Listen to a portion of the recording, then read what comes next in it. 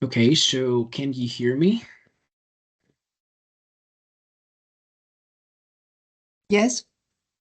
Okay, so good afternoon, everyone. We are going to continue where we left off yesterday when it comes to programming with Python for data science. So before we start with today's presentation, with today's lecture, I'm going to give you a link in the chat through which you will be able to download the course materials that we're going to present.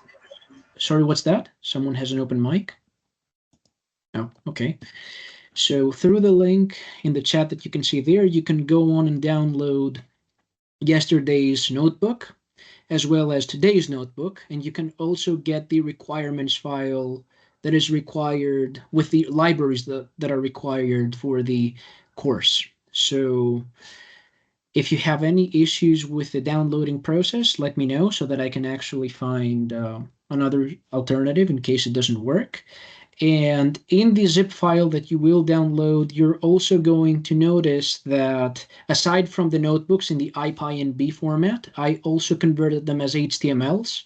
So if you don't want or you're not able to install Python for whatever reason or create a VNV, you can at least check the contents and the results of the coding procedure that we're going to run, into today and the following days, of course.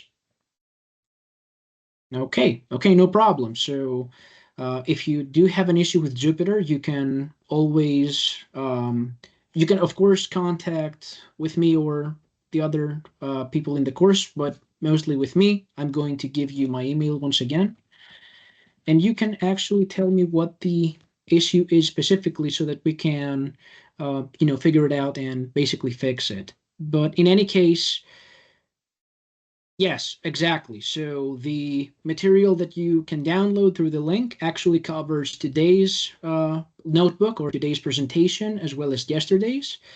And I'm going to make a second and a third one, which are going to cover the materials that we're going to check out tomorrow and the day after tomorrow, of course, as well as one for Friday. So, yeah. Okay, but in any case, again, if even if you have issues with Jupyter, just to reiterate, for now you can check the HTML files that exist within the zip. So you can just click on them and you will be able to check out the comments. Um, oh, okay. So if you go through the link here, I'm going to repost it in the chat. You can download a zip with the course materials for today as well as yesterday. And I'm going to do the same thing, the same procedure for tomorrow's and the day after tomorrow's materials as well as Fridays. So, yeah. Okay, so is there anything else you would like to discuss? Any other questions before we proceed with today's lecture?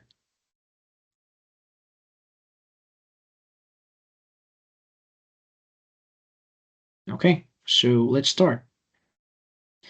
Let me share my screen really quick. So I'm guessing that you can now uh, see my screen, right? Is that correct? Yep. Yes. Okay, so let's start. Just to remind you of what we've been seeing yesterday with VNVs and Python, of course, just to make a little recap. We're using virtual environments through which we install all the necessary libraries for our project. So the first thing that we got to do is, of course, create the environment. The second thing that we got to do is activate it. And after activating it, before proceeding with our data analysis procedure, we will have to download and install every single necessary library to be able to do so. And the best course of action, the most automated one when it comes to VNVs, is through the use of requirements files like this one, which is pretty much a standard TXT. So as we've seen yesterday, in the requirements, you will have to put the names of these packages if you haven't done already. And then what you will have to do is open a terminal like that, which is a Windows PowerShell. you will have to, again, let's go through the commands just as a reminder. You will have to create a VNV with this command. Then in Windows, you would have to actually activate it like this. Now we see this little green parentheses, which is an indication that we are within the VNV that we created, the virtual environment. And then we would go on to install everything that is within the TXT file we had through the use of this command. So after doing all this, we can now pretty much start working on our data science part. So one thing that you could do is open Visual Studio Code, for example, through the terminal. So if you do have Visual Studio Code, you can just press code and then /dot, and it will open Visual Studio Code. Or you could go for a standard Jupyter Notebook, like so.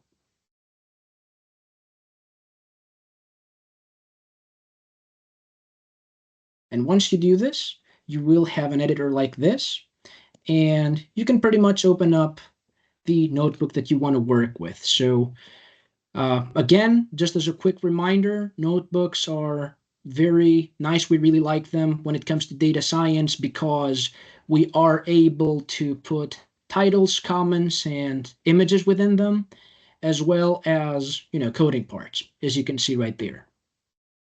So before we move on with anything related to data science in our example for today, is there anything you would like to perhaps ask or discuss when it comes to VNVs or notebooks or the whole procedure?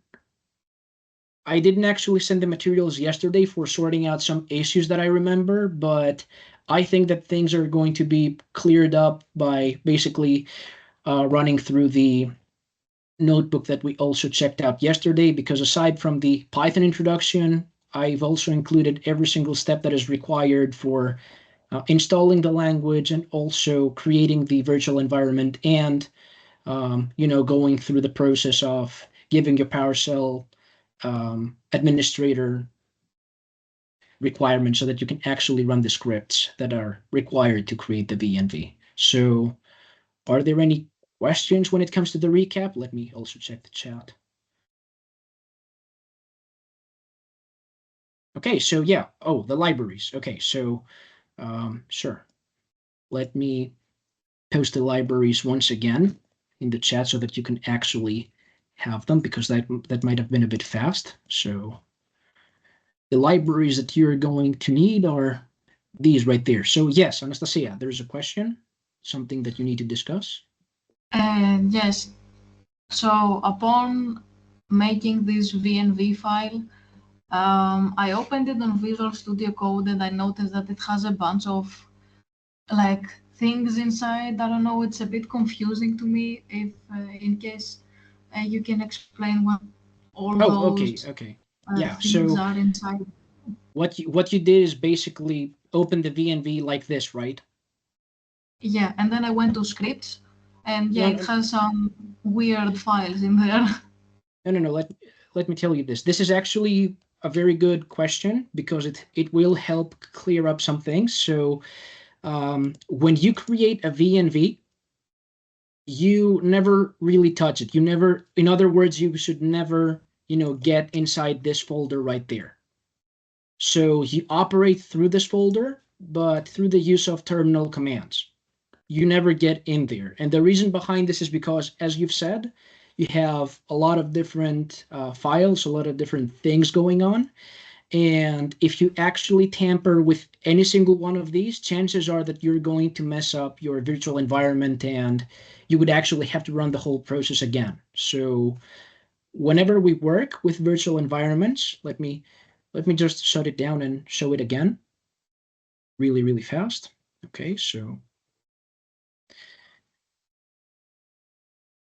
or rather, let me show you how it should be done in a new file so that we can get through the process together.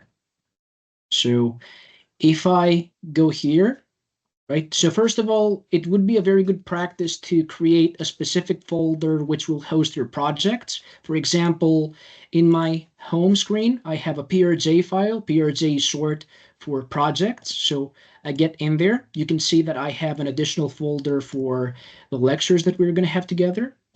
But just as an example, we can create a new one, which we're going to call like TST1, for example. Okay. We get in here and we open a terminal, right? And the next thing that we do, again, the standard VNV command, let me also zoom in for you, that we've learned Also, how to use. this is gonna create a VNV inside the folder we are in. Yes, yes, exactly. Okay. So let me show you. Something magic is going to happen. So you press this, boom. You basically Okay, get the makes VNV sense. right there. Okay, so once you create the VNV, again, you never really get inside it. Like you perhaps you did something like a CD, for example, like CD VNV or something, right? Or you went Oh, in no, there. I just dragged and dropped the VNV file in Mhm. VS Code, and I just saw all those files, and I was confused. Okay. No, you don't really have to do that. I mean, this is actually, as you've said, is going to create more confusion rather than solve any issues. So Okay, so basically, should we do another separate file for when where we're gonna save our code or our files? no, that's not really necessary. I mean, traditionally speaking, when you use VNVs, you have a folder within your projects folder. So you have like a master folder for your entire project. In our case, this would be TST1, for instance, right? So you get in there, you create your VNV, as you've seen through there, of course. And then you can basically go on and add files to it, like tst1.py, for example, because I want to create like a Python script, like a standard script. I can add something like a tst2, which is going to be a notebook, right, which is the file format that we will be using for our lectures as well. You can pretty much do anything you want, and you don't really have to care about whether the VNV exists, within the same master folder or not. So in most cases, what happens is that these files and folder, of course, coexist within the same project folder. Could you actually do what you say, like create a VNV within a specific folder and then get out of it and go into a separate one, which is only going to store your code? Yeah, sure, you could. I mean, anything is possible, but when it comes to project involving VNVs, I mean, it's at least for starters, it's a good idea to just leave everything like in the same place. Or, if you want, you can make, if you really want to do this, you can make a subfolder, which will be called SRC, for example, which will only include, the code that you have. But if you do this, if you actually put the Python code that you're writing within a second folder, you will still have to open your terminal within the master folder that also includes your VNV. And in order to test out that VNV exists, you can also run commands such as ls, which will show you that you have two folders right now within your master directory. You have VNV, which is the one that we want to activate because this is where our libraries are going to be installed. And then you have a second one which only includes your Python code. And what you would do in such a case, for example, would be VNV scripts activate in order to be able to use your virtual environment. And once you're done with this, provided that you've also installed all the necessary libraries that are required for your project. And again, how would we do this? We would go on to create a txt file, which would be named requirements.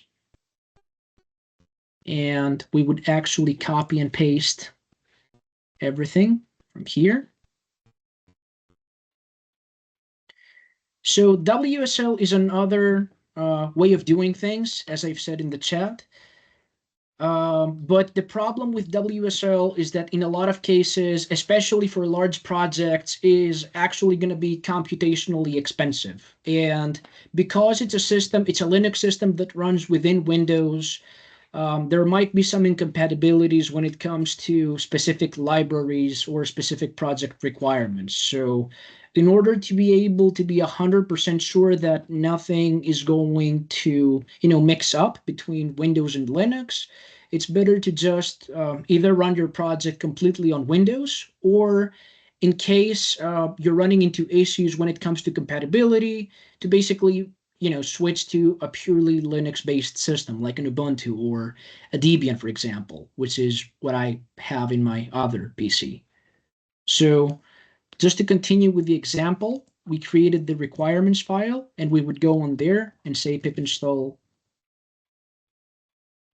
as we've done before. I'm not going to do this because it's going to take quite a bit of time. And once we're done with this, we will now go through cd src. We'll see that we have our source code files, and then we would write either Jupyter Notebook or this command right there to get into Visual Studio Code. But we would never ever go on to touch this thing right there, which is the VNV. Never enter that, because it's actually going to create confusion, and potentially you might mess something up. Believe me, I've tried it myself, and it wasn't a really good day for me when I did so. So, Yeah, thank you so much. That basically sums it up. That was all my questions. okay. So, is it clear now? All clear. Yes, thank you. Okay, you're welcome. So, Attila also asks about CUDA compatibility. Well, that actually depends on what you actually want to do. For example, if you want to run CUDA is basically GPU support. So essentially what that means is that you're able to use your graphics card in order to essentially run very heavy, very computationally expensive algorithms. So it actually depends on whether you actually do have a graphics card. For example, in my case, in the computer that I'm using, I don't. So installing CUDA would not really, offer any advantage to me, at least in the particular system that I'm running. But again, it all depends on what you actually want to do. So for classic machine learning algorithms, like the ones that we're going to see tomorrow, and the day after tomorrow, and Friday, of course, CUDA does not really offer support, because we're talking about classic scikit-learn models. But in the case that we would actually want to run like a complex deep neural network, something made in TensorFlow or PyTorch, for example, there are specific guides that we can follow online in order to be able to basically install the CUDA support. I think NVIDIA actually has a very good documentation when it comes to installing the necessary drivers that will, take advantage of your computer's GPU if you have one, of course. So I hope this, yeah, it is, but it's a very good basis for, you know, starting and actually introducing everyone to some machine learning algorithms. So that's why we actually go through it. So there was another question, I think someone else raised the hand. So Garo, I think. Was it someone else? Oh yeah, I missed hello. So I missed the class yesterday, and I'm trying to keep up with you guys, and just trying to install this library, I assume. Okay. And yeah, thank Okay, you. so are you running into any sort of issue so far? Is all good? I was just wondering if you. I understand that it's up to us if we use Jupyter or Visual Studio Code, right? Yes, exactly. We don't really have an issue with that. If you prefer one over the other, then feel free to use it. It's okay. Okay, then. Whichever you prefer. So yeah, so I see that people are actually saying that, yeah, I know scikit-learn is a bit boring, especially if you have a computer science background, but uh, actually you should be a bit patient for that, because at the ending parts of our lectures, we're also going to check out some deep neural networks. So uh, bear with me for that. So yeah. So let's continue with today's lecture. So we're doing the same thing again. Now I'm in the main folder for our lecture, and I'm going to be using Jupyter Notebook. Okay, so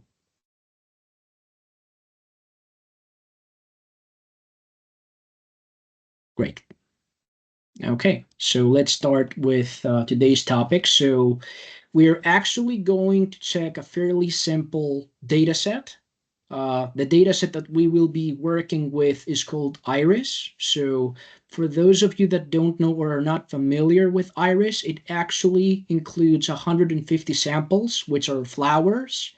And you actually have 4 measurements or features. We're going to see which are those.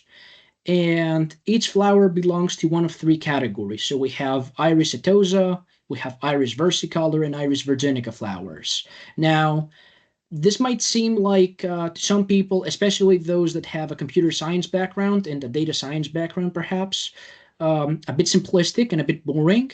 But Iris is actually considered to be one of the main benchmark data sets when it comes to getting familiar with data science concepts, especially for introductory courses, which means that it's actually very easy to understand and go through every single step. Either we're talking about pre-processing or visualization techniques, or even, predictions, whether we're doing it for supervised learning like classification or unsupervised learning like, for example, clustering. So that's the reason we're going through with it.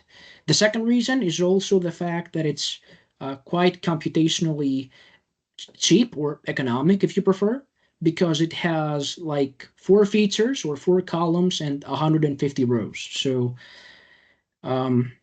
let's check it out. So let's start with it. So over the course of the following days, we're actually going to see that aside from, let me restart the kernel so that we can go through every step together. So we're actually going to follow a specific strategy when it comes to working with our notebooks. So the first thing that we will always be doing is that we're actually going to import every single library or package that is required for this particular step that we're going through with the notebook. The second thing we're going to do after that is that we are going to have code cells in which we are going to initialize homemade functions, things that we will create by ourselves should the need arise. And the next thing that we're going to do is load our data set and then continue on with every other processing step that we go through. So essentially, this is a very good basis, a very good background thing to have in your minds. In terms of the steps that you will have to follow when it comes to starting with, using data science tools for Python programming. So the first thing is to import all libraries right there. As you can see, I'm just executing this code cell by pressing this button. I could have also pressed Shift Enter. So, okay, we have that.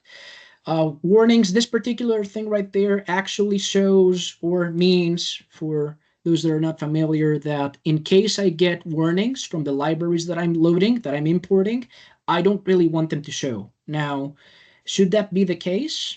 It actually depends on what you really want to do. Sometimes warnings can be very helpful because they can actually tell you whether a specific function or a specific utility from said library is actually going to be deprecated or removed in a newer version of it. But for our purpose and what we want to do, it's really redundant and we don't really need to check it, at least for now, that is. So the second thing, since we do not really have any homemade function that we need to initialize, is to basically load our data set. Now, in a lot of cases, we would have a CSV or an Excel file, or even a TXT in some cases, but whatever, through which we would actually load our data set through our memory, through a variable like we've seen yesterday. But Iris is actually so well known that it exists even within specific Python libraries. For example, like Seaborn, which is a library that we primarily use for data visualization. So through this snippet of code right there, we basically use this method, which is included in Seaborn. As you can see, this is Seaborn right there. So As SNS means that instead of writing Seaborn every time, I can actually create an alias, like a shortcut, through which I will be able to use the core library. So hence the as SNS right there and the SNS keyword. So if I run this code cell, you're going to see that I'm getting this. So once again, this is a pandas data frame. So essentially, a data frame is a very, let's say, fancy word that we use to describe a very tidy matrix. And the reason why we say that this is tidy is because we have very specific, very clean rows, which represent our samples. It could be, in our case, it's flowers, but it could be patients within a hospital. It could be houses. Once again, it could be anything we want. And then, of course, we have columns, which are our measurements, which are also known as features. So in our case, we have 4 features that are numerical. And you can see this because we have numbers within them, floating point numbers to be exact. And we also have a 5th feature, which is categorical. So essentially what that means for us, categorical feature, is that instead of having, numbers, we actually have text data, which in our case indicates the species that its flower belongs to, the subspecies of iris, more specifically. And just as an extension for this, to put it all into a bit of context, this is important for us because this is actually the output variable or the target variable that we would also use in a classification problem. So in classification, which we're going to check out tomorrow, essentially aims to make predictions in relation to such, target variables. Like if I give you, or not you, the algorithm, these measurements for this particular sample, I want my algorithm to be able to predict that it belongs to this particular category right there. Now, again, this is a simple example. It has to do with a very simple data set, but we could actually have anything. It could be a clinical data set. Again, it could be something from a stock exchange. It could be whatever you might want it to be, like an economics data sets. I don't know. So having loaded the data set, the next thing that we have to do, or the next thing that we can do, is check out how many flowers or how many samples we have from each of the categories available within our data. So we can do this by basically tapping into our data frame and then getting hold of the species column and then basically using value counts. So by doing this, let me zoom in a little bit. So by doing this, what we actually see here is that we have 3 specific categories or 3 class values, unique values, that is. And then we also see that we have 50 samples from each category, which make for a total of 150 samples in the entirety of our data set. And what that tells us, why that's actually important, is because the conclusion that we can run into is that we have a balanced data set. And this is actually one of the most important concepts when it comes to data science, because a balanced data set basically means that we have an equal or at least almost equal number of samples for every single one of the available categories, within our data. And the reason why this is important is because balanced data sets actually contribute to creating or training, at the end of the line, algorithms that will be objective to our final prediction model, algorithms that will be able to make predictions without bias.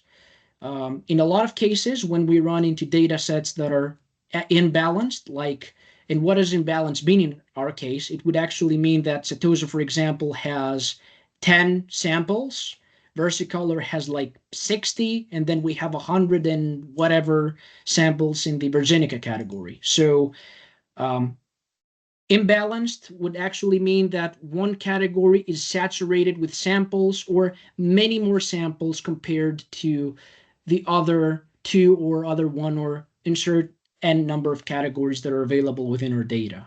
In most cases, in order to actually deem a data set as imbalanced, we would actually say that one category would have to include like double the amount of samples that the other categories have within our data. So this is actually a very important thing to check out before we move further with our analyses, because an imbalanced data set can lead to false results and false predictions, of course.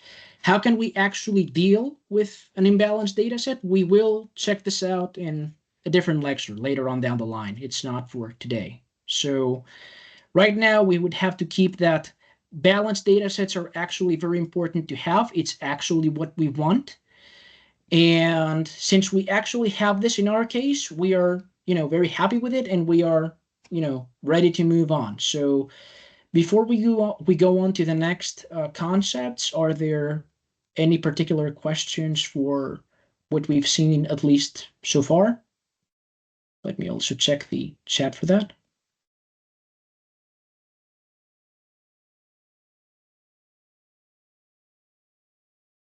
Okay. So now that we've actually loaded our data set, another thing that we could be doing is actually normalizing our values. So what that means for us is that we get these numerical attributes right there. We're not going to touch this one, at least for now. We're going to keep it as is because it's text, so we can't really do a lot of things with it. And what we're actually going to do is change the range of values. We're going to smooth it out.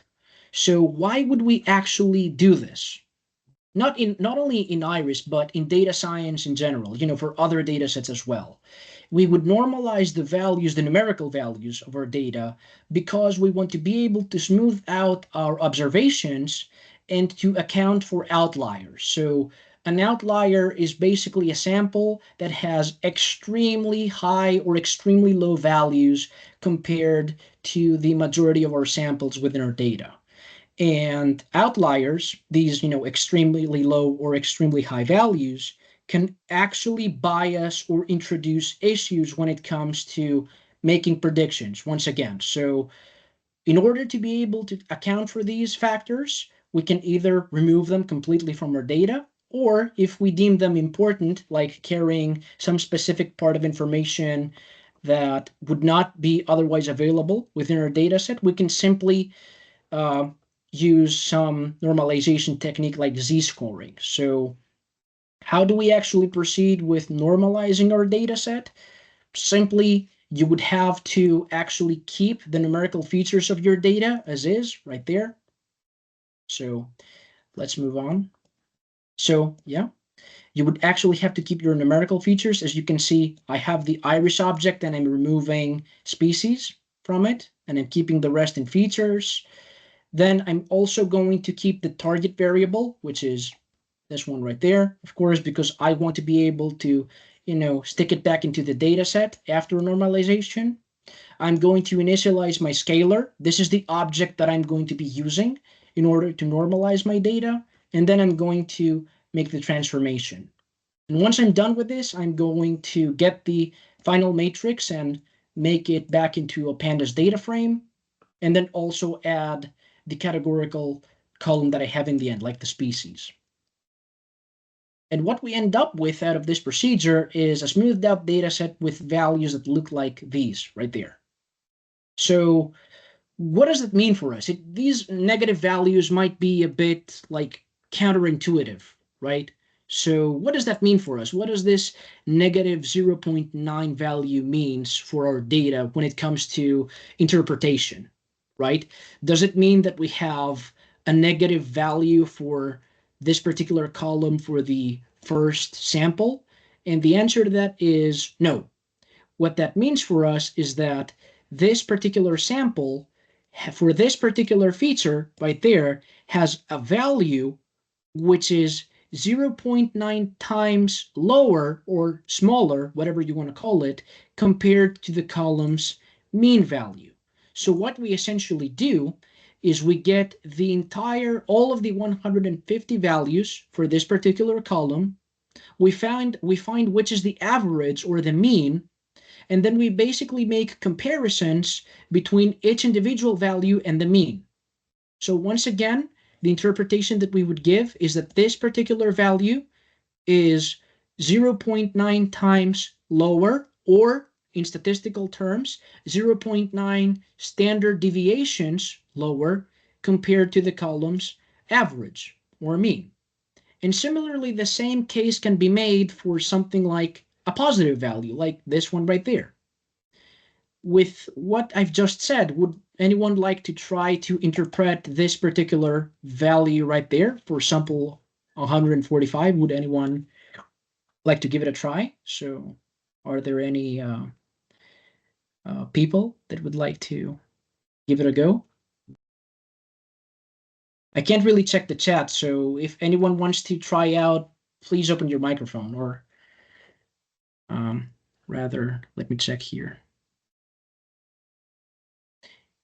Yeah, this could actually be said, yes, this case could be made. Like, for example, in Iris, if we see a normalized value that is really, really high, it would actually mean that, yes, potentially it would be an outlier. The thing is, however, that this is a starting indication of what an outlier is.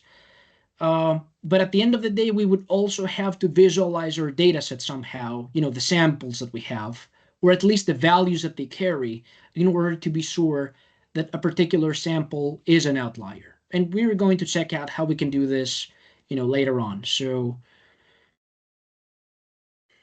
are there any volunteers for this, or should I interpret it myself?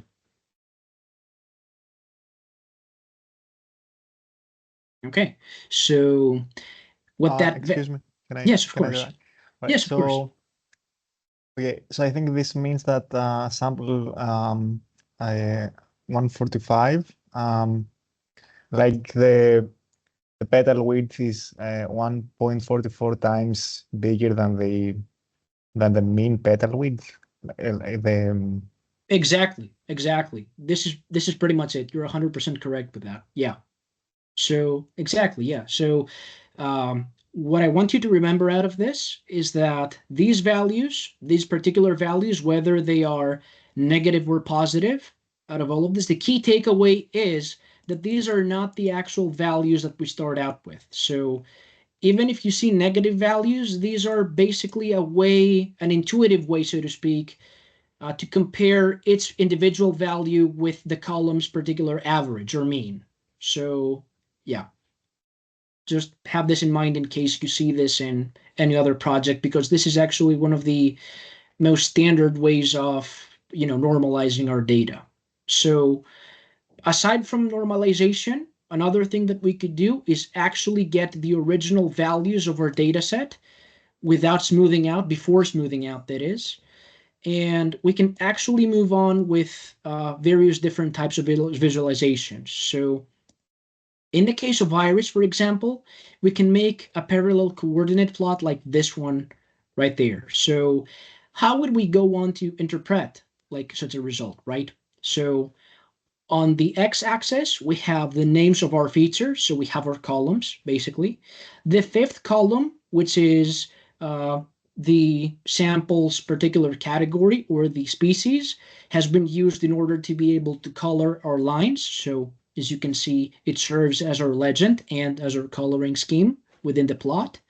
And the y-axis in our case actually includes the starting values that we have, not in this standard format right there, but here, what we start out with. So the reason why you might want to start with these values when it comes to plotting is to be able to get a better understanding of what really constitutes as an outlier or a differentiation point.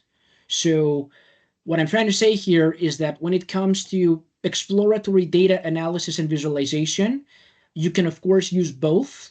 And in most cases, you would have to use both. But if you really do have to start from somewhere when it comes to visualizing your data, it would be better to just use your original values and then move on to your normalized data set for training and testing a particular machine learning algorithm. So we are going to be using this particular data set later on for the predictions that we would probably like to make, which is going to take place tomorrow. And we're going to continue with the original form of it for the plots that we are going to check out today. So in this particular plot right there, what we see are the values that we have for each of the features in the x-axis. and we see how values actually change between different samples. So each of these lines right there, for example, this one that starts right there and moves on, actually concerns a particular sample. And we basically have 150 lines over there which overlap on top of each other. So this is a very good plot, especially if we have a very small number of features, which is the case with Iris, because we can actually check out which of the features actually contributes to differentiating between our three categories. So what we see here is that when we start out with sepal length and width, we actually have a lot of overlaps between our lines. As you can see, things are not really all that cleared up right there. But if we move on to petal length, for example, this particular feature, we're going to see that even though versicolor and virginica samples are actually pretty close, well, not as close as there, but still pretty close, setosa flowers or samples actually start to deviate, which for us means that this particular feature or measurement must be important when it comes to differentiating between our three categories, or at the very least, when it comes to differentiating between setosa and the other two categories that we have within our data. So the key takeaway from this is that these plots not only help us identify outliers and patterns within our data, they also help us identify the features or the measurements that might be important for determining a final concrete prediction when we use a particular specific model. Another plot that we can use, of course, in order to determine what's important and what's not, and what are the trends within our data, are pretty much box plots. So the box plots that we use right there actually have to do with the features of our data set. So the x-axis, once again, represents the 4 measurements that we have. The y-axis represents the values that we have, and each box represents quite a few things. So let's go through it together. The main box here that you see through my cursor actually represents the central tendency, or rather where most values actually fall within our data. This line in the middle right there actually represents the median, or the sample or the value that is exactly in the middle part of our distribution of values in general. And I'm saying this in such a way because a lot of people actually confuse this and will tell you that this is the average or the mean. No, this is the median, which is the value that is exactly in the middle for a particular measurement, right? So we basically see that, for example, for sepal length, the median or the exact middle point of our values lie somewhere between 5 and 6. It would be like something like, let's say 5.8, 5.9 in our particular case. And then we have these, T-bars, so to speak. These are called whiskers, and what they actually represent are further away values. Like these actually start to represent values that start deviating away from our central tendencies, right? Values that would be very close to being called outliers, so to speak. And outliers, values that are outliers, are represented by these little circles right there, right? So what we would actually see here is that, for example, when it comes to our 4 measurements or 4 features in this particular case, we do have some specific central tendencies. We do have a lot of values, for example, for petal length, okay? We do have some deviating values, either extremely high or extremely low. And then we have some true outliers when it comes to sepal width, right? However, do these plots, the question here might be like, do these plots actually help us identify outliers by themselves, simply by just looking at them? And the answer to that is no. And the reason for this is because these plots actually help us understand what the distribution of our values are for our features. So if we actually want to be able to account for true outlier points within our data, we would also have to use something like a scatter plot.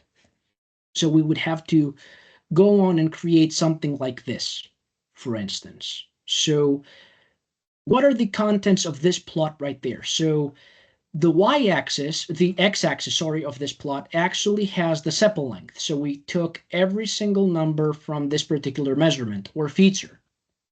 The y-axis represents the sepal width. So what we've actually done is that we went through our table right there, this initial one, and we took like 2 out of the 4 main numerical dimensions or feature that it includes, and we've used these to represent our x and y axes. And within these axes that we've created, each little dot actually represents a sample. So we can basically understand from this plot right there that we have a little island of samples that for some reason differentiate from these particular samples right there. But for now, we don't know whether we're talking about a specific particular category of samples, like whether these are setosas or versicolors, but we're going to see how we can do this in a bit. So how would we actually move on to actually detect outliers? What would an outlier look like? And the reason why I'm saying this is because Iris is a fairly, smooth data set by itself. But what if we went on to add another, synthetic point right there? What if we had a sample like this, right? This particular sample is a dead giveaway of an outlier because even though we have 2 large, let's say, groups of samples, this one is all owned by itself right there at the end of the plot. So if we go back to our box plots and check the values that it had, let's see whether we would be able to understand if this one is an outlier just by the box plot itself. So we have a petal length of about 7. So petal length of about 7 goes all the way here. It is an indication that it's an extreme value because of the whisker, but it's not considered to be an outlier because it's not represented by a circle. And when we go to petal width, we're going to see that we have a value of 0. So if we go up here to petal width, we are going to see that this whisker right there is actually very, very, very close to 0. So what I'm trying to get at here is that although, once again, as I've said before, box plots are a very good way to measure or understand the tendencies of the values within our features and understand which measurements constitute potentially as outliers, they are not the only tool that we have to use in order to be able to understand and figure out what an outlier is. So does that mean by extension that the only thing that we will have to do is create a scatter plot like this, like a 2-dimensional representation of our data set? Well, no, there's actually another, tool that we can use, a mathematical tool, which will help us even further. And this is where the Mahalanobis distance comes into play. So I'm not going to delve into the mathematics. We are just going to check it out. So basically what Mahalanobis actually does is that by taking into account the tendencies of the measurements of our data, it creates this ellipse right there around our data set. This is basically the exact same scatter plot that we have here. The only difference is that we now include this ellipse. This is called the error ellipse. And just to make things very concrete for the non-mathematical people, what that means for us is that everything outside of this error ellipse is actually considered to be an outlier. It's confirmed mathematically that this point, for example, which lies in 7 and 0 right there, is actually an outlier, especially compared to the rest of our samples. So in most cases, if you do want to understand what an outlier is within your data, or you have an indication that something might constitute as an outlier, you would have to use tools such as a box plot, for example, or a series of box plots for your features if we are actually talking about a data set with limited number of features, because you cannot really do something like this if you have 10,000 columns in your data set. And then you would certainly have to do something like this, like a scatter plot, and perhaps even employ the distance criterion that we've talked about right here. So I understand that this can be a handful as concepts go. So are there any particular questions, at least about what we've said up until now? Is there anything you would like to discuss? I'm also going to check the chat. Oh, no new questions. So is there anything else when it comes to Mahalanobis, for example, or outlier detection, or the general exploratory steps that we delve into when we start our analysis?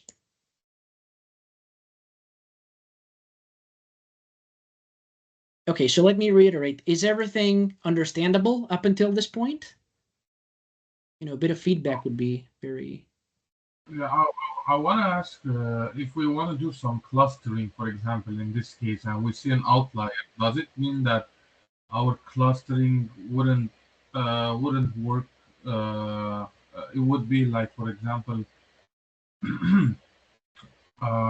underfitting somehow? It could actually mean a lot of things. So one of the things that could be said in such a case, if we do have outlier points in clustering, it could mean that for whatever reason, the clustering methodology that we use is not enough. So what we actually mention as underfitting, like you've said, would be that the particular algorithm that we are using is actually too simplistic for, the data set that we use, or that we have at hand, that is.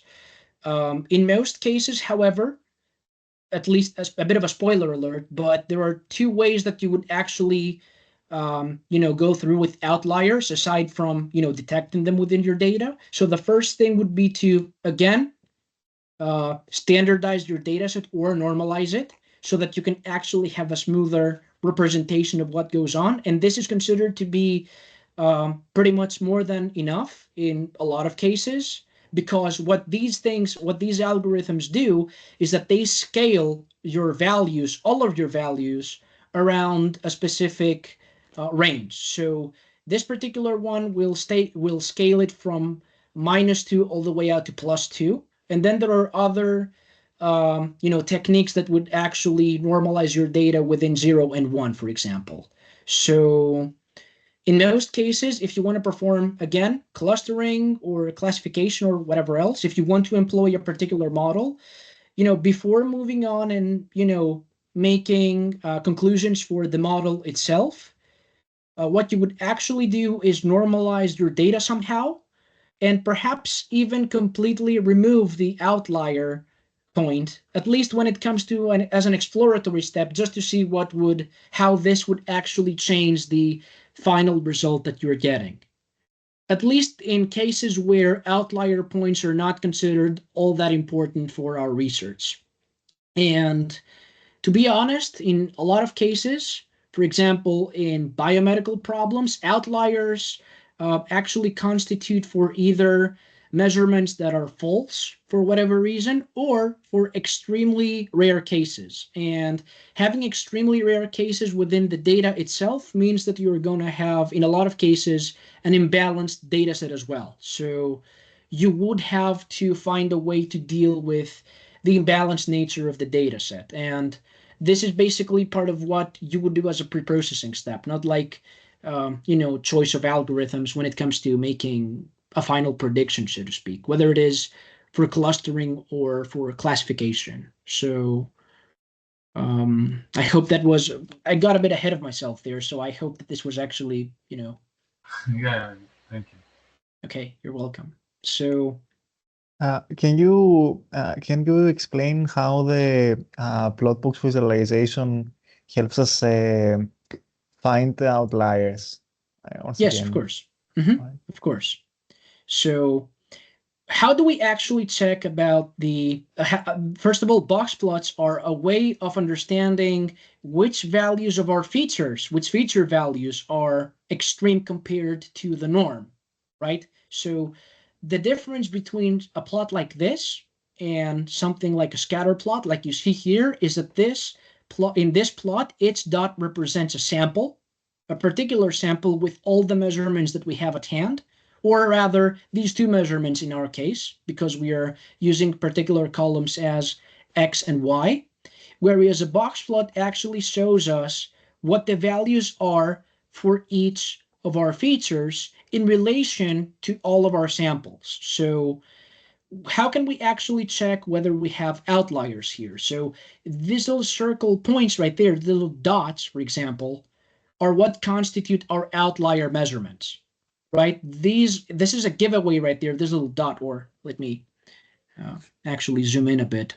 Okay, so these little dots right there actually showcase that for this particular feature, we actually have some measurements that are outliers. They are either extremely low or extremely high. And the amount of dots that we have actually show for how many samples that's the case. For example, we see that this is the case for one sample. We have an extremely low value for this particular feature, that is. And then we basically have like 1, 2, and 3 samples that have an extremely high value for this particular feature. A second indication to see that you have values that are higher or lower compared to your central tendency are these whiskers, these T-bars right there. So the values that you have right there, all the way here, down at the bottom, and all the way here at the top in these 2 T-bars, actually represent values that are higher compared to the central tendency that you have within your variables data, but they are not considered to be outliers by a lot of people. They would tell you that they are extreme. Yes, it's true, especially compared to the norm. But an outlier is, in most cases, represented through the circles. Sometimes you can actually have them be represented by a small diamond or a small rectangle. So this is how you would actually go on and say that, in this particular case, we have some outlier values. But again, the whole point that I'm trying to make is that in order to be able to identify outlier samples, you would never use a box plot on its own. Like, a box plot is a very good way of understanding what goes on when it comes to your features, but you should never use it alone, because as we've seen here in this particular example for this red point right there, like, this point should have been like an outlier, right, in the box plot that we have. But if we actually, again, check the values, the petal width is close to 0 to begin with, and petal length is very close to 7 as well. So they are considered to be extreme values compared to what we would have in our norm, but they weren't, showed as, extreme, like outlier values. So that's why we never, settle for a specific plot and then use it for whatever else we might want to do. That's why it's a very good practice to be able to confirm what you've seen here with something like a scatter plot, whether it's this one or what we're going to see, later on down the line. So again, I'm actually giving a bit of a lengthy answer to your question. So is it clear? I mean, did I make things worse or? Oh yeah, it's yeah. I understood the how the box plot works better, but also the line that goes through each box is the median value you said. Yes, exactly. All right. So Okay, this basically represents, so if you have, like, if you actually take all of your values for this particular feature, for example, if you stack them right one next to each other, the median, which is this line right there, represents the value that is right in the middle of this, line of values pretty much. And the reason why this is important is because, some people, I've seen this in many different reports, I've made this mistake myself sometimes actually, would actually tell you that this line is the mean, like the average. It's not, it's the median. So just have this in mind in case you ever, come across it, or if you ever use it, at least when it comes for interpretation purposes. And what we would also see right there when it comes to the median in these particular cases is that although this feature actually has some outlier values, the median for the central tendency is somewhere in the middle of the box, which means that it's fairly distributed despite the fact that we actually have extreme values. And the same case can be made for sepal length. For the other 2 features that we have, like petal length and petal width, what we can see is that the median is actually skewed, into higher values. So what can be said here is that the central tendency for these particular two features would be that these actually have high values in general, aside from the fact that we also get an average icon of what's going on because of our boxes. So, oh, was there a question? So if this was the average, it would be in the middle for all, right? This line. Yes, pretty much yes. It would be somewhere like right there for this one. I'm kind of eyeballing it now, and perhaps somewhere right there for this one. Yeah, exactly. So let's move a bit further when it comes to the plots that we can use. So far we've been using scatter plots that are actually completely blue when it comes to our sample points. So one of the things that we could do is actually use the target variable that we have, like the flower species in our case, and actually create colored scatter plots like this one right there. So what we've done once again is use two particular features from our data set, those being petal length and petal width, right? Again, each little dot represents a sample, and samples are now colored by their corresponding species. So we have setosas right there. So this particular category that we see here, for example, are setosa flowers. And then we basically see that we have like a very large group, which actually constitutes of two different categories, like versicolors and virginicas. So we can also do something different when it comes to creating scatter plots, because a large question when it comes to creating such visualizations is like, okay, you want to make like a two-dimensional representation of your data set so that you can actually check what's going on. But the problem is, which are the features that you're going to use and which are going to serve actually as your X and Y axes, right? So if you have a small data set like Iris, like something that constitutes like 5, maybe 6, maybe 10 features, you could actually go ahead and make something like a pair plot. You could actually go on and, let me zoom out a bit. So you could make something like this. So what this actually does is that it gets every single combination of your features and basically puts them as your X and Y axes. So you can see, for example, here that we have a combination for petal width and sepal length. Again, sepal width and petal length for our x-axes. And if we actually get this particular feature with itself, we do not get a scatter plot in this. We actually get the distribution of values according to the three different categories or classes that we have.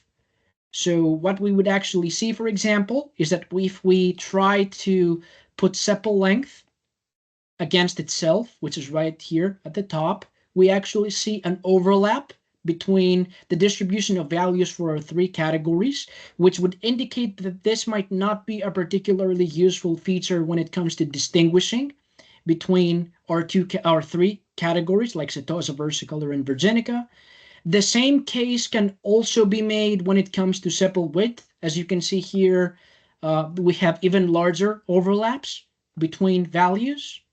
However, what's also interesting is that if we go to petal length, we see that setosas actually have a very distinctive pattern compared to versicolors and virginicas, which do have a bit of an overlap. And the same case can be pretty much be made for petal width. Like setosas again have a very distinct pattern of value distributions, and versicolors and virginicas actually do have their own thing going on, but they also have overlaps.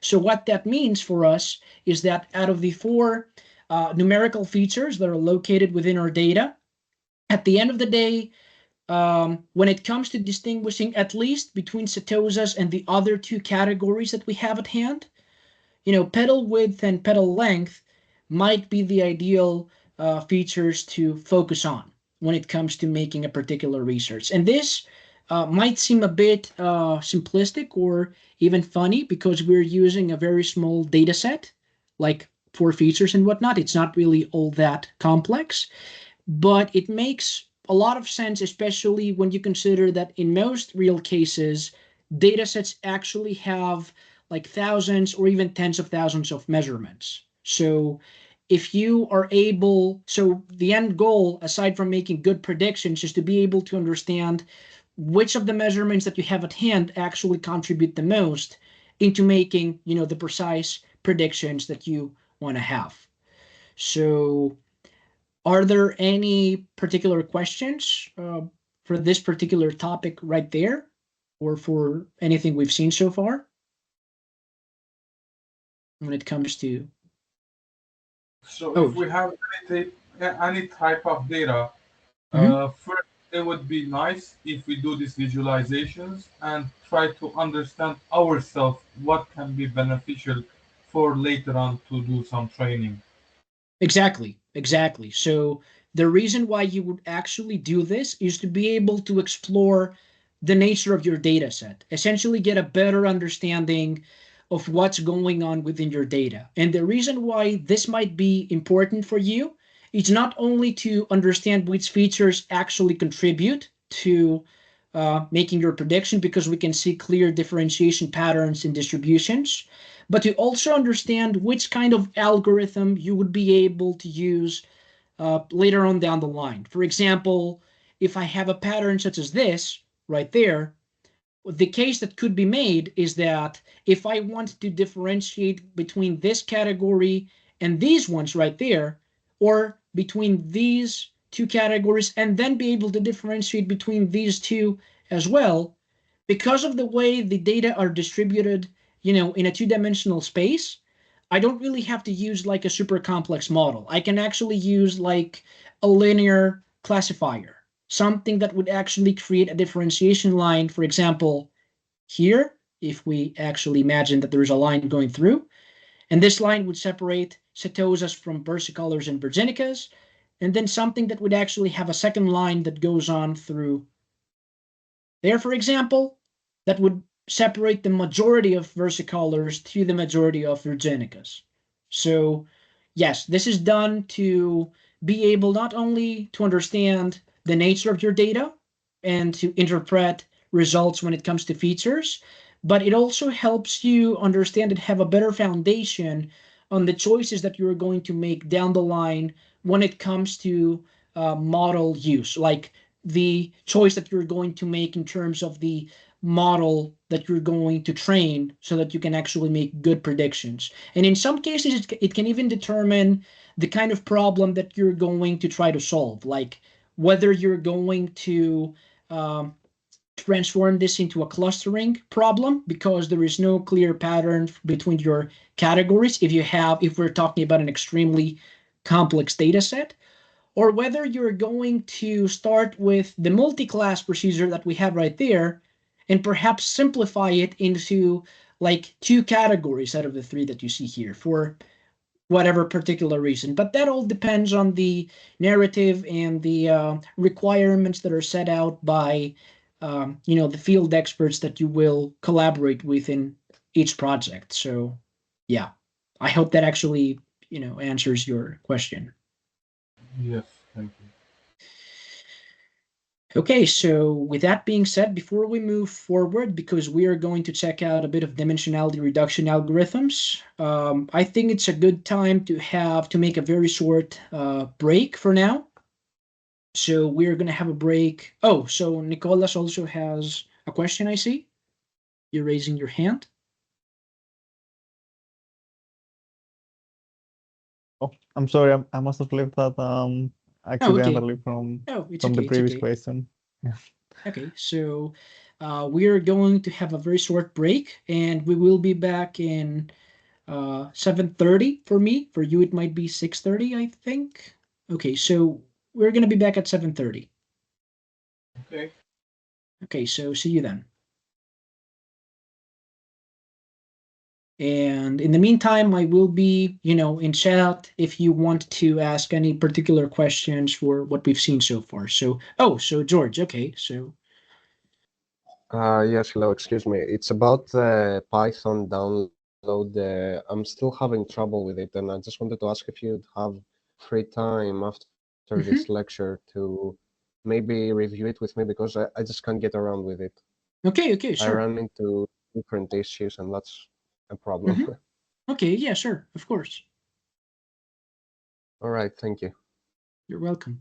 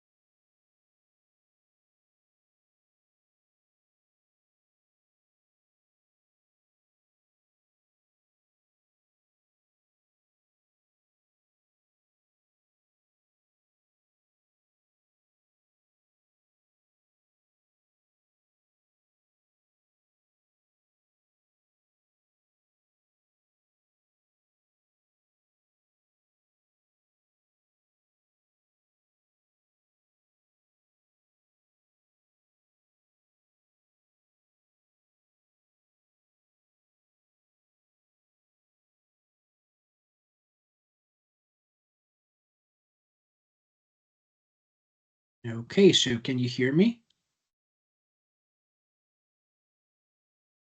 Yes, we do.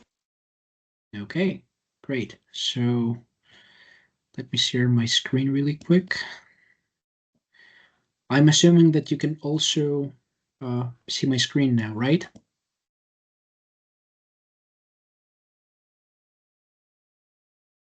Yes.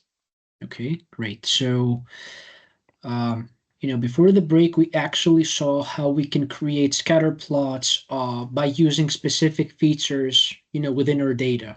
In particular, what we've seen is that we can actually use specific columns to serve as our X and Y axes, right? In these particular cases.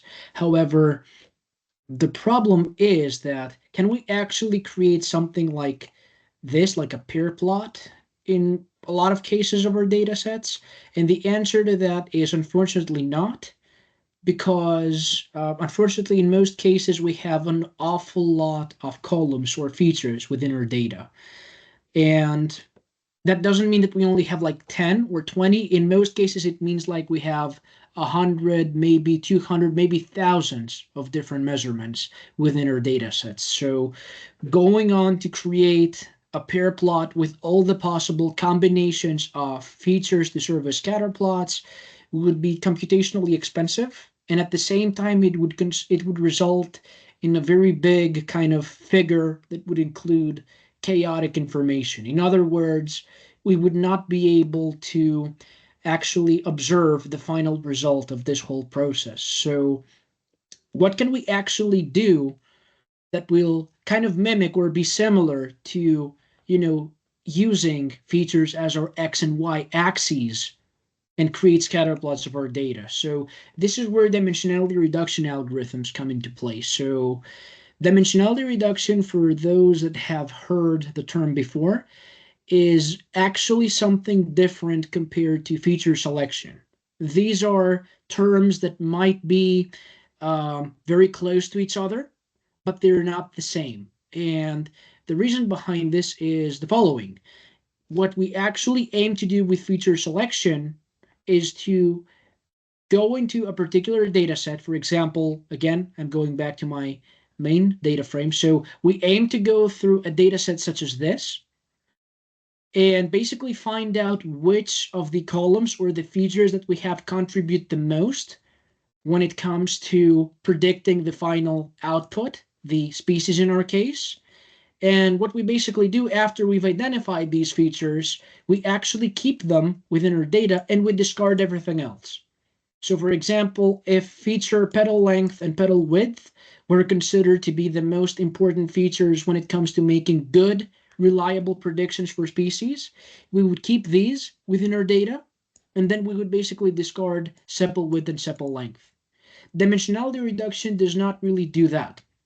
Dimensionality reduction actually employs a series of mathematical algorithms in order to be able to combine all of the features that we have within our data frame in order to be able to create 2 or 3 vectors that will serve as our basis for either 2 or 3-dimensional representations of our data. Oh, was there a particular question? Because someone has opened the microphone. Okay, so the difference is exactly that. In one case, in feature selection, that is, we are trying to see which are the important features within our data, and then we discard everything else when it comes to columns. In dimensionality reduction, we make use of all of our columns, all of the columns that are left within our data, whether it is 100, whether it is 1,000 or 2,000 or what have you. And we do this in order to be able to create a 2 or a 3-dimensional representation of the information or the variance that exists within these thousands or tens of thousands of columns that we start out with. And there are many different ways to do this. One very simple and kind of intuitive one would actually be something like PCA. So to not make things very complicated and technical, PCA does just that. So it basically creates combinations of the features that we start out with, and more specifically, it actually creates linear combinations of our data, of our columns more specifically. So what PCA would actually do is that it would actually go through columns such as these, whether they are normalized or not. And what it would actually do is actually create linear combinations. It would take these vectors, because these columns would be considered vectors for the algorithm, because we're talking about linear algebra pretty much. And it would actually use every single one of these columns right there, the numerical columns that we start out with, and create linear combinations of these that would be represented or compressed, if you prefer, in either 2 or 3 vectors. So why would we actually use, the first question might be, why would we use 2 or 3 vectors in particular? And the answer to that is we do this in order to be able to use said vectors as our x, y, and potentially z axes, if we have, in case we want a 2 or a 3-dimensional representation. The second question might be, can PCA only create, or other algorithms, 2 or 3 vectors out of this, like 2 or 3 linear combinations of our data set? And the answer to that is that they can create much more than that. In fact, PCA can also create 4, 5, or even 6 particular vectors out of all of this procedure, and maybe even more than that. The default setting for some algorithms is to create 30. However, why do we end up using the first 2 or the first 3, right? So the reason behind this is because it has been proven mathematically through research that the first 2, or the first 3, if you want a 3-dimensional representation of your data, actually conserve the maximum amount of variance that is available within the starting features that you get in this particular default format of your data. In other words, the first 2 or 3 vectors that you start out with actually carry the most amount of information that is actually useful for making meaningful representations and visualizations of our data set. So how can we actually go on about and actually use an algorithm such as PCA? Well, the first thing that we got to do is actually discard the species column, which is categorical from the main data frame, but store it in another variable so that we can actually use it to color the final result. Then we basically, or let me zoom in a bit, then we basically initiate our PCA generator, the machine or the function that will create these 2 vectors, which are going to be, again, linear combinations of what we start out with. And then we basically apply it through fit transform. And then what we end up with this procedure is something like this. So what we end up with in the end is a data frame that includes the 2 PCs. These are called principal components because PCA stands for principal component analysis. So these are our 2 vectors, again, each of which is a linear combination of all of the features that we start out within our data set. And then we've also kept the species column intact because this is what we want to use in order to color the samples that we have within our data. So after creating this particular data frame right there, we can actually use this in order to create plots, something like a scatter plot like we've seen before. So this time, instead of having a particular feature, like for example, the sepal width or the sepal length to serve as our X and Y axes, we have the 2 principal components that we've created that actually include information from all 4 of our features. So what we see through this example right there, of course, is that each dot again represents a sample, and we can see that setosa samples, which are these dark blue color right there, are actually once again separated fairly well compared to versicolor and virginica. So this would actually be a good way to understand that there is some pattern within our data that makes for this, fairly good, pattern of separation. And again, we would actually use something like this in order to make a choice as to the final prediction algorithm that we would use, like in terms of classification or perhaps even clustering our data. So is PCA the only thing that we can use? And the answer to that is no. We can use many different other algorithms. For example, we could use TSNE or even UMAP. So what these algorithms are is that they are basically like PCA in the sense that they make combinations of your input features in order to create 2 or 3 or even more than that, vectors that you will be able to use for visualization. But the difference between PCA and TSNE as well as UMAP is the fact that UMAP and TSNE will actually make use of nonlinear combinations in order to create these 2 or 3 vectors that we would be using for visualization purposes. And this is actually quite important, especially when we have a very complex data set with very intricate patterns within it.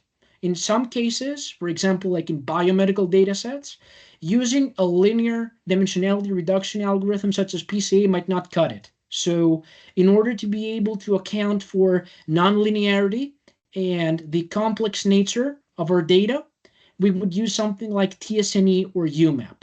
The problem with that, on the other hand, is that these algorithms are more computationally expensive compared to PCA. So how would we go on to run UMAP, for example? We would do pretty much the same thing as what we did with PCA. So again, we would create the particular data frame. As you can see, this has been executed pretty fast because we are talking about a very small and simple data set in the case of Iris. And the end result we would be getting, again, in our case, is actually quite similar to what we would have with PCA right there. The difference is that samples that belong to the Setosa category do not really create this line. They're not as sparse, as diverse as they are right there. They try to form like a bit of a closer, perhaps, cluster compared to what we had with PCA. Are these results,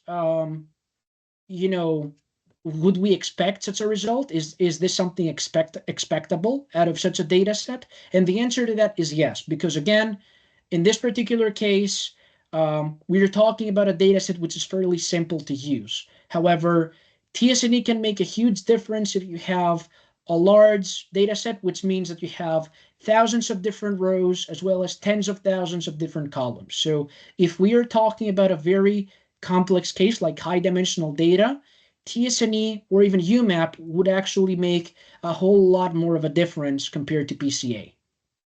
But again, we're just showcasing how easy it is to be able to run these algorithms should the need ever arise for, whatever project you might run yourselves into. And of course, we can also use UMAP, which uses the same kind of strategy as before, as PCA and TSNE, of course. Out of all of these algorithms, UMAP is actually the more computationally expensive.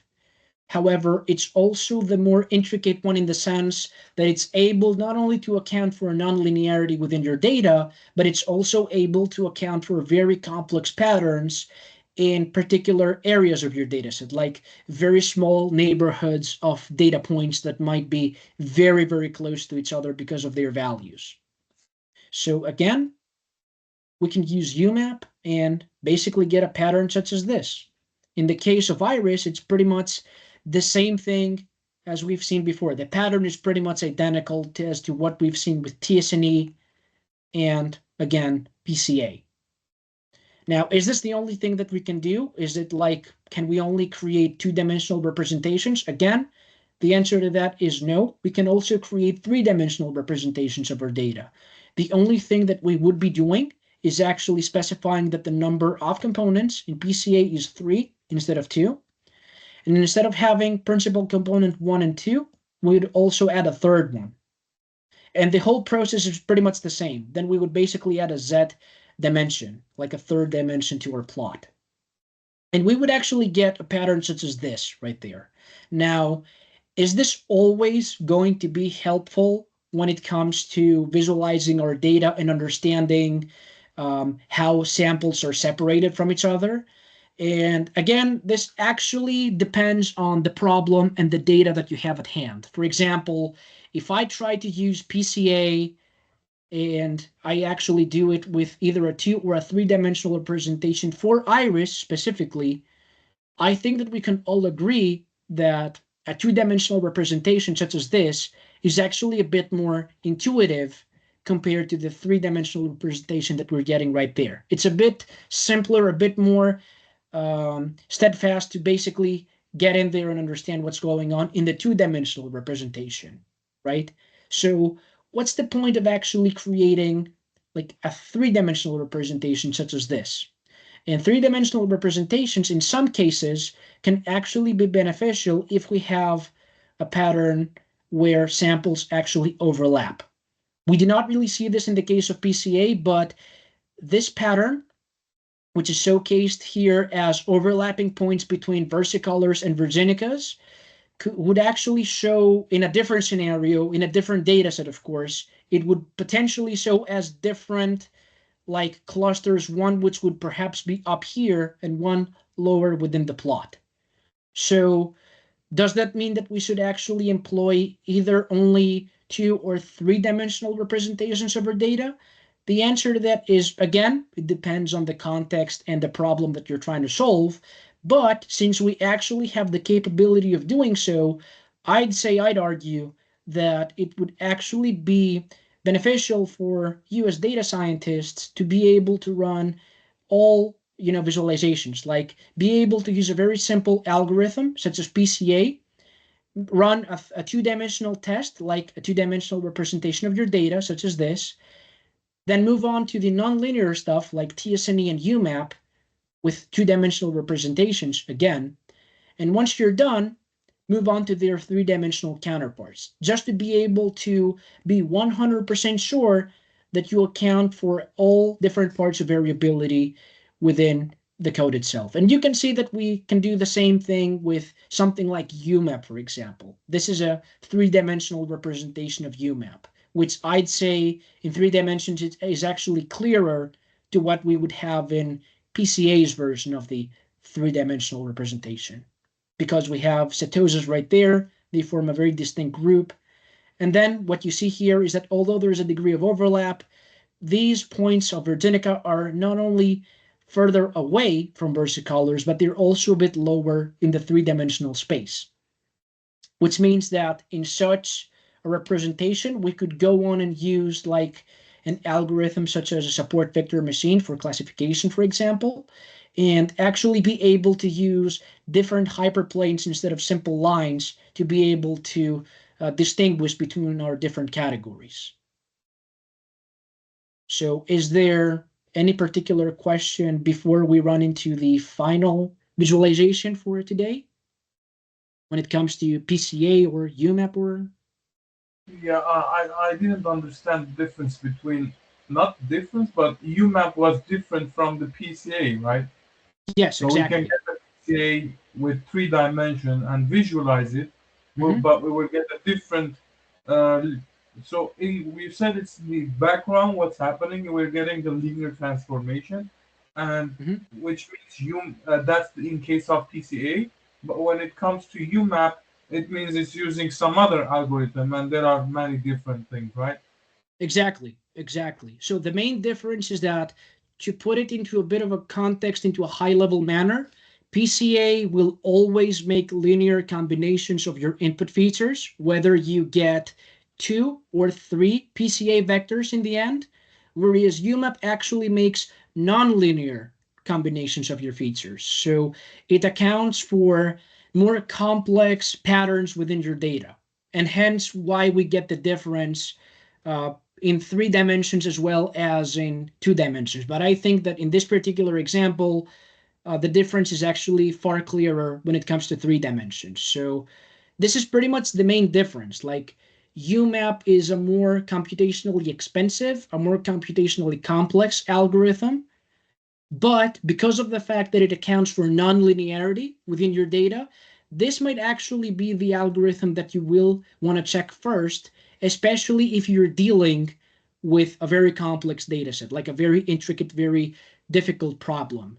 How will you be able to understand that the problem that you're running into is, complex and intricate?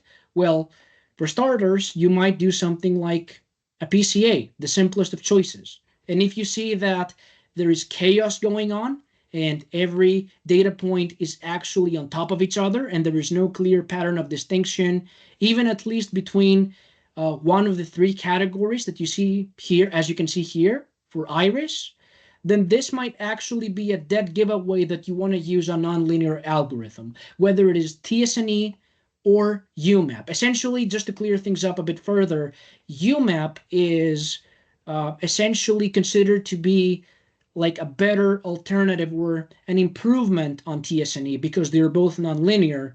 And the reason behind this is because UMAP can actually account for, again, local neighborhoods of data points, because both of these algorithms actually are based on graph theory in order to make the nonlinear combinations.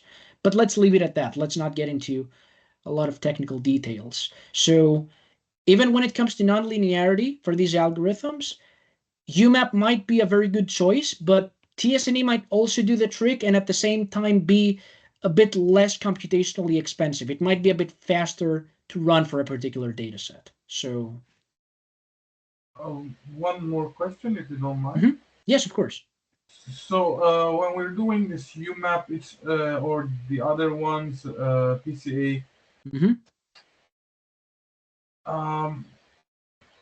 So we have our actual data, then we do this for visualization, but do we also use these later on? Do we do any, is this part of pre-processing or is just visualizing for us to understand what's there? So later on, are we going to use this data, that these 2-3 vectors that we got from, I don't know, from 100,000 vector? It can be, I don't know if it can be 100,000, but let's say you have 500, but you have this PCA, you have 2-dimension now. And are we going to do the training based on the PCA or this UMAP, or we're going to go back to the real data? I mean, you could. There, in a lot of particular scenarios, it always, ends up to what the narrative is.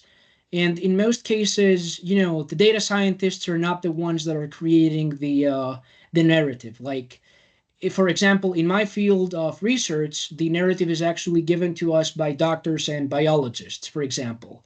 So in some cases, they might tell you that it might be a good idea to go beyond the original features of our data. So in that particular case, I will also try to make predictions based off of the PCA dimensions that I get or the UMAP dimensions. Doesn't matter, depends on which algorithm that I'm going to use each time. And I might then make a comparison between this and the original features that I start out with, within my data set as I start out with, in this particular case. However, the problem here is that in such a case, if you actually use UMAP, the UMAP, vectors or PCA vectors for that matter, you cannot be 100% sure as to which feature contributes the most to the final prediction that you have. And the reason behind this is because, again, PCA and UMAP and TSNE and all of these algorithms actually create, some sort of combination of all of the features that you start out with. So you might have a more streamlined, a simpler representation of your data, but at the end of the day, you do not really know which of the features plays the most important role for your final decision, should you use the principal components or the UMAP components in order to make specific predictions. But at the end of the day, that might not really, matter all that much. It all depends to the narrative and the problem. So in some cases where it doesn't matter, sure, you can absolutely use them. But in a lot of cases, again, in my case, biomedical problems, which you're going to see me mention quite a lot, aside from making good predictions, medical experts will also require to get specific measurements, like specific features that would perhaps serve as, biomarkers for making a very good prediction. In other problems, like in economics, for example, it could be like a specific economic index, for example, that actually helps you make very good predictions for some kind of particular reason. So it all comes down to not only computational efficiency, but also to the interpretability and the narrative that you have behind your data and your project. So yeah, but you can do it, absolutely. I mean, in a lot of cases, trying it out and see if you're going to get particularly different results as compared to starting with your original data is also quite encouraged. Like you might get something out of this that might serve as a better prediction model. So yeah, I mean, you could. Thank you. Okay, you're welcome.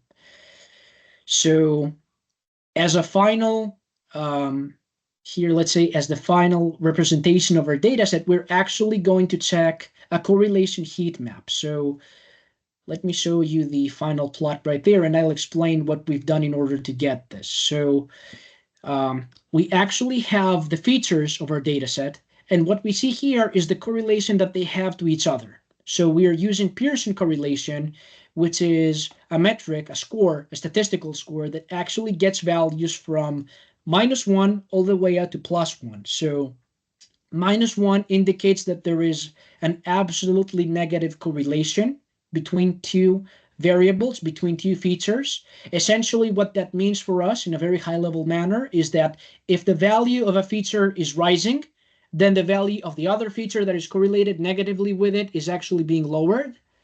And a value of 1 indicates that there is an absolute positive correlation between our features. So if the value of a particular feature is rising, then the same pretty much applies for the other feature as well. And a value of 0 indicates that the features are not correlated with each other like at all. So you have that as well.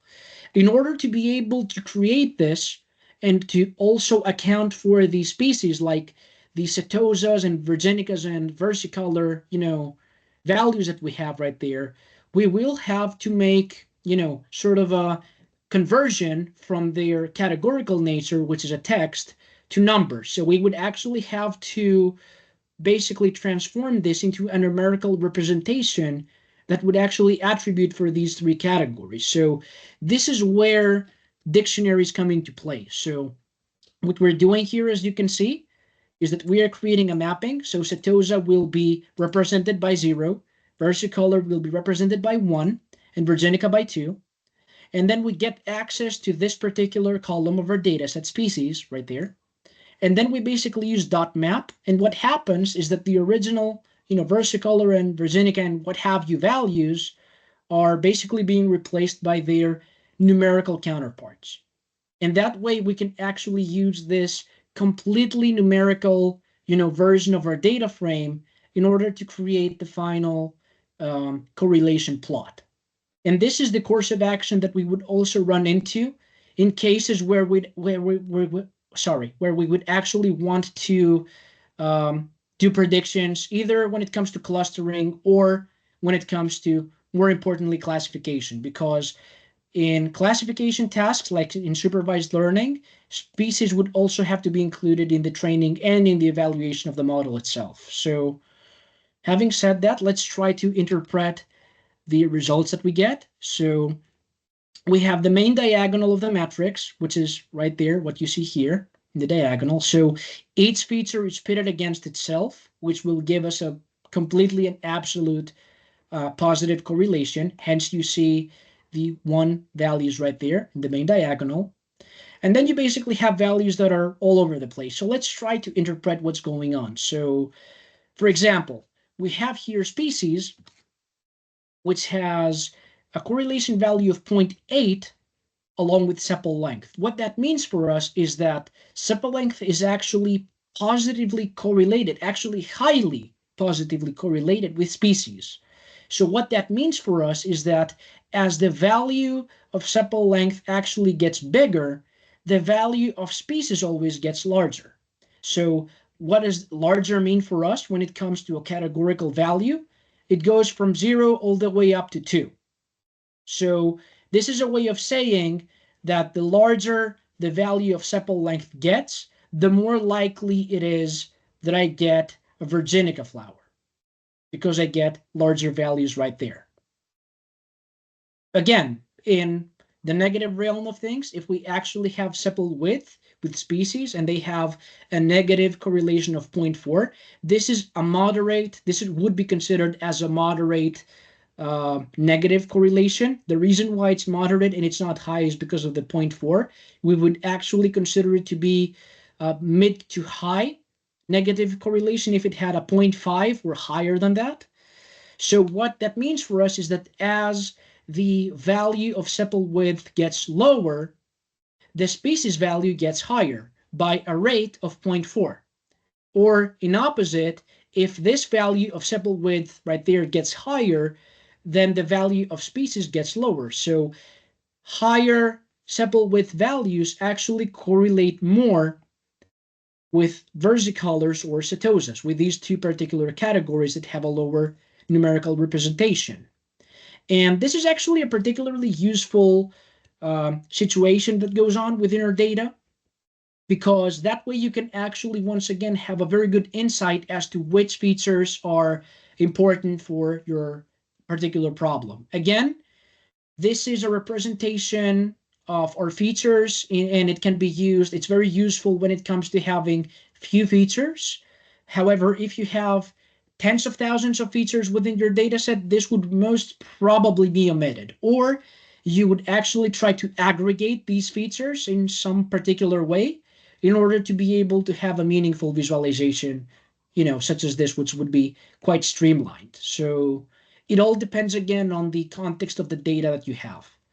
But in a lot of real world scenarios, this might be something that you might want to check even after, feature selection has taken place. So again, it all depends on what you have and what you're working with. So I'm going to stop sharing for now. So is there any particular question for these kind of things? Oh, no, thank you, Stavroula, for your attention. So are there any questions for what we've actually seen today when it comes to pre-processing and exploring our data?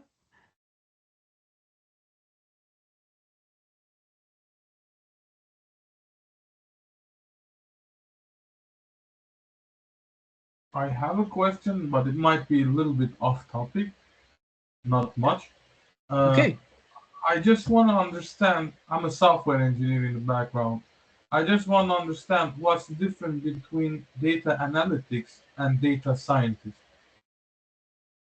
In today's world, they would pretty much be kind of the same thing. It's pretty much an interchangeable term that we use to describe the fact that we have a series of data sets and we try to analyze them in order to be able to get insights out of them. So it's pretty much a very interchangeable term in today's world. Back then, it would be more like a differentiation point between like statistical analyses, for example, and more machine learning oriented techniques, like the earlier ones like KNN, for example, or something like a support vector machine in the early days or something like that.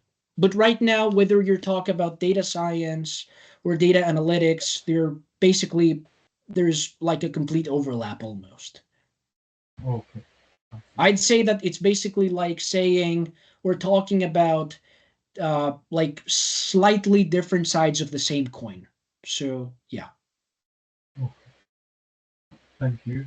You're welcome. So if there aren't any other questions, thank you very much for your attention.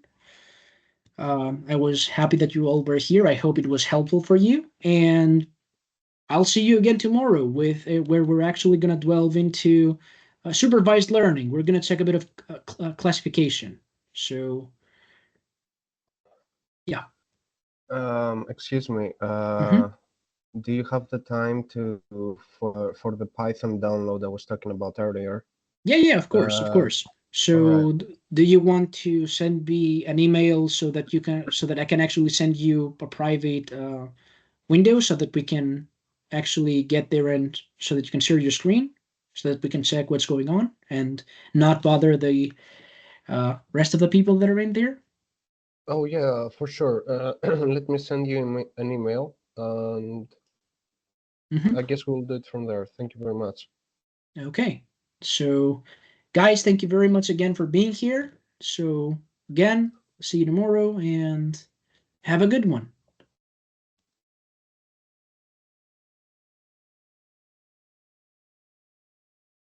Good night. Thank you. Good night. Good night.